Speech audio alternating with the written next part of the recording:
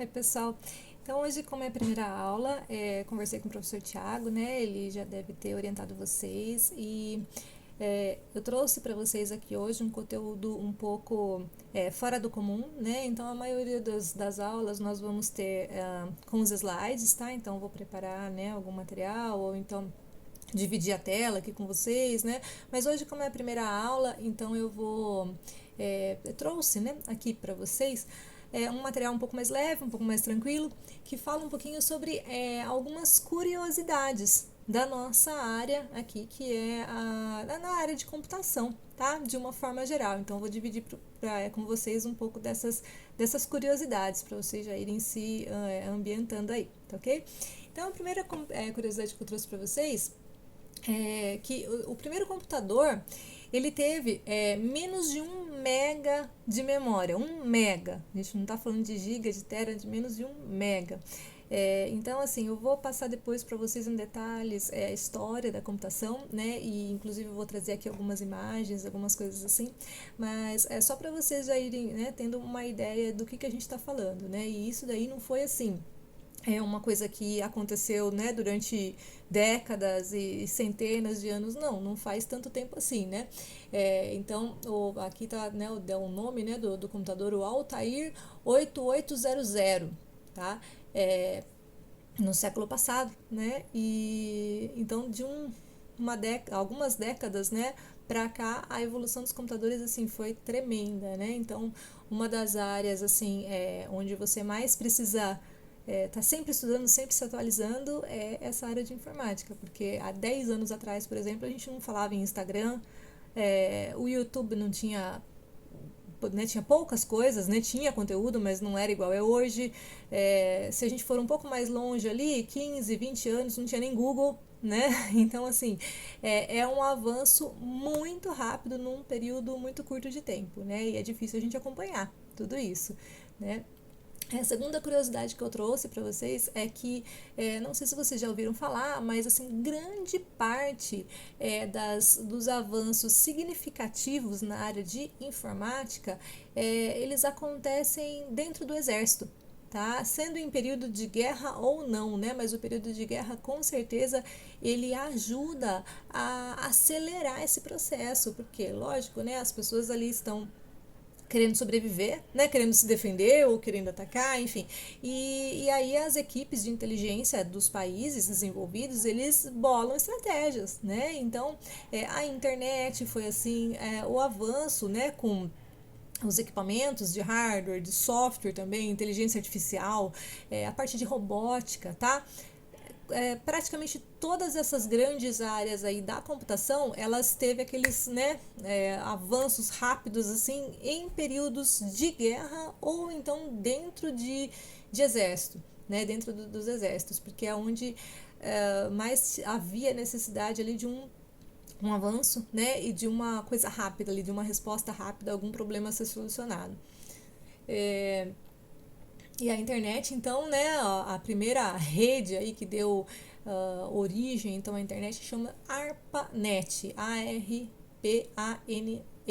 tá? ARPANET, que foi, assim, os primórdios, né, da internet, então era uma rede ali que eles usavam ali para se comunicar, né, de forma mais rápida e criptografada, enfim, para poder se comunicar, né, e não ter intercepção, não ter muitas possibilidades ali de o mensageiro morre ou sei lá é interceptada a mensagem, coisa assim.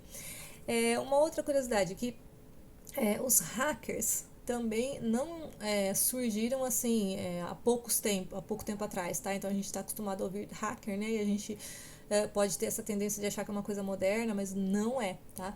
Então aqui, olha, tem uma história que em 1903, olha, houve uma intercepção de uma transmissão de telégrafo sem fio nos Estados Unidos. Então, assim, ainda nem era computador, né? Mas já existia hacker, né?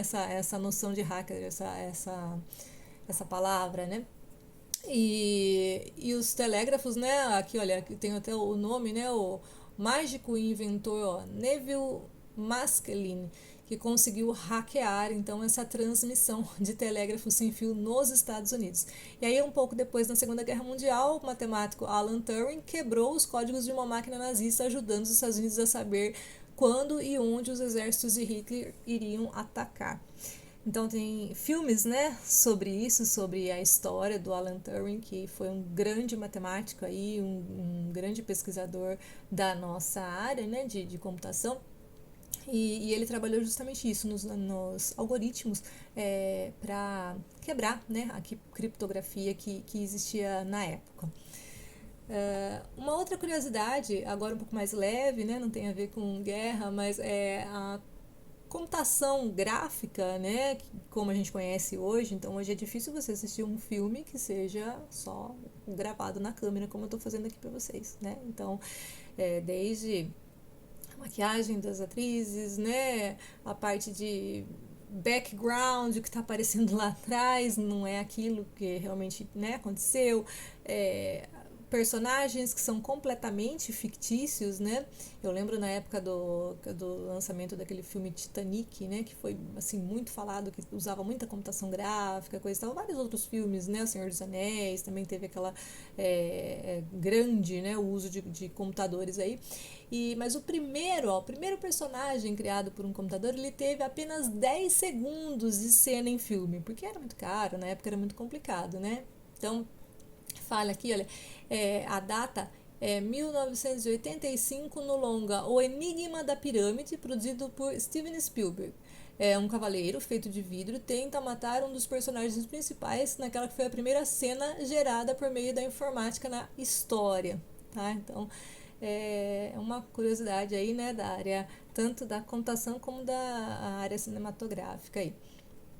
E o primeiro sistema operacional, ele surgiu na década de 60. Então, assim, a computação como ela é vista hoje, né, como nós a conhecemos hoje, você tem uma distinção bem clara entre hardware e software, né? Então, você compra lá o seu smartphone, por exemplo, e você pode ir adicionando coisinhas ali, né? Você coloca um joguinho, você instala o Instagram, você coloca, enfim, né, as mensagens, o programa que você quer, por exemplo, né?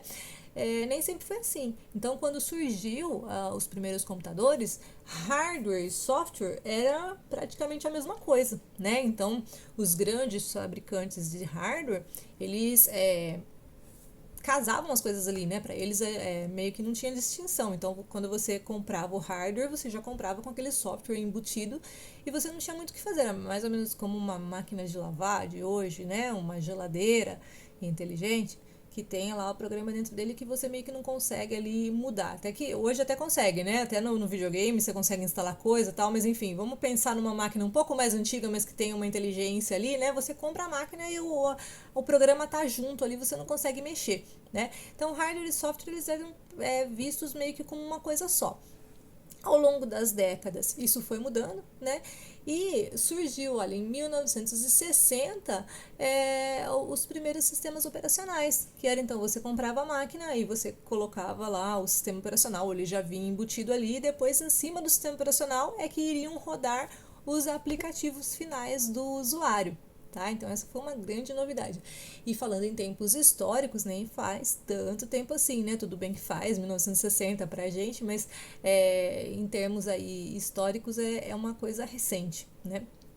E a equipe, olha, que desenvolveu, é a equipe da AT&T Bell Labs, que trabalhou num software então mais objetivo e simplificado do que aquele que era utilizado nos mainframes da época. Mainframes são aqueles grandes computadores, né, que na época aí ocupavam salas inteiras, né? Eu vou trazer também para vocês depois com calma imagens, né? Mas aqueles computadores que ocupavam salas gigantescas, que tinha que ter um sistema de refrigeração enorme, enfim. Então é dessa época aí que a gente está falando. E após alguns anos, né, mais precisamente ali em 1969, tá, surgiu o primeiro sistema operacional proprietário, né, que é apelidado de Unix. Tá? E a partir desse Unix que nós temos os Linux de hoje. Tá? Então o Linux ele é um sistema operacional baseado nesse Unix. Né? E é um programa, né, ele é um programa, né, o sistema operacional é um programa feito em linguagem C, tá? Então a maior parte dos sistemas operacionais eles são feitos em linguagem C, é uma linguagem que vocês provavelmente vão aprender aí durante o curso, é bastante comum e inclusive não só Unix, Linux, mas o Windows também, tá? Ele é bastante aí, boa parte dele desenvolvido em linguagem C.